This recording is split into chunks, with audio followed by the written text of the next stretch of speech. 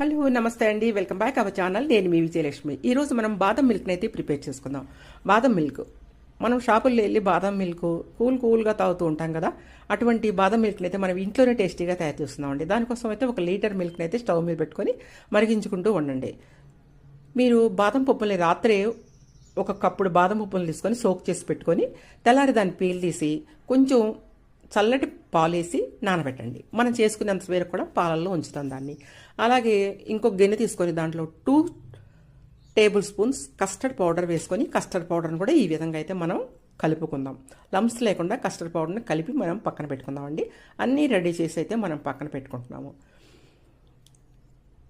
Lumps అయితే ఉండకూడదండి. వేడి పాలు మాత్రం పోయకూడదు, దీంట్లో చల్లటి పాలు మాత్రమే పోయాలి.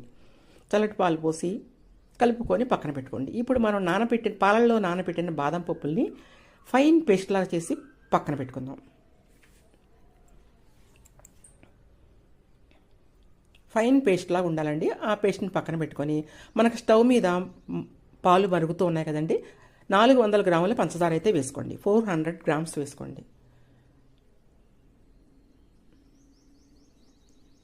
ముందు కొంచెం వేసుకోండి, 250 వేసుకోండి. ఆ తర్వాత మిగతాది తర్వాత వేసుకోండి. ఇట్లా అన్నమాట. ఇలా కలుపుకుంటూ ఉండండి పంచదార కరిగేంత వరకు కూడా. ఇప్పుడు మనం ఈ సమయంలో పాలు మరుగుతూ ఉన్నాయి కదండి, ఇప్పుడు మనం కస్టర్డ్ పౌడర్ని మనం చేసి పెట్టుకున్న బాదం పేస్ట్ని రెండింటిని కూడా కలుపుకున్నాం. మొదట మనం బాదం పేస్ట్ని ఈ విధంగా కలిపేసేసి, ఫైన్ పేస్ట్ అండి అది. కలిపిన తర్వాత కస్టర్డ్ పౌడర్ మనం కలిపి పెట్టుకున్నాం కదా, దాన్ని కూడా అయితే వేసుకొని కలుపుకోండి. ఇట్లా మొత్తాన్ని కూడా లంప్స్ లేకుండా అయితే కలుపుకోండి. షుగర్ కూడా మనం 250 వేసాం ముందు, తర్వాత మిగతాది వేసుకోండి. మొత్తం కలిపి 400 గ్రామ్స్ వరకు పడుతుందండి.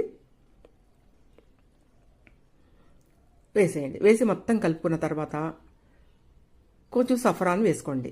కుంకుమ పువ్వు కూడా వేసి కలుపుకొని బాదం పప్పుల్ని ఫైన్గా సన్నగా తురుముకొని వేయించుకొని పైన డెకరేట్ చేయండి. సూపర్ టేస్ట్గా ఉండే బాదం మిల్క్ అయితే మీకు రెడీ అయిపోయింది. ఈ విధంగా మీరు కనుక చేసుకున్నారంటే మాత్రం బయట కూడా ఇటువంటి టేస్ట్ అయితే మీకు దొరకదండి. అంత సూపర్ టేస్ట్గా అయితే ఉంటుంది. ఒకసారి అయితే ఈ విధంగా మీరు ట్రై చేయండి. దీన్ని మీరు ఫ్రిడ్జ్లో పెట్టుకొని సర్వ్ చేసుకున్నా బాగుంటుంది. హాట్గా సర్వ్ చేసుకుంటే ఇంకా సూపర్గా ఉంటుంది. మీరు హాట్గా తాగడానికి ఒకసారి ట్రై చేయండి. పెద్ద పెద్ద పార్టీల్లో అటువంటి చోట ఇటువంటి హాట్గా ఉండే బాదం మిల్క్ అయితే ఇస్తారండి. మీరు కూడా ఒక్కసారి అయితే మీరు తప్పకుండా ఈ బాదం మిల్క్ని తయారు చేసుకొని ట్రై చేయండి. ఈజీగా తయారైంది కదండి, చాలా ఈజీ. ఫ్రిడ్జ్లో పెట్టుకొని కూడా సర్వ్ చేసుకోవచ్చండి. ఫ్రిడ్జ్లో పెట్టుకొని కూడా మీరు చల్లది తాగినా బాగుంటుంది, వేడిది తాగినా బాగుంటుంది.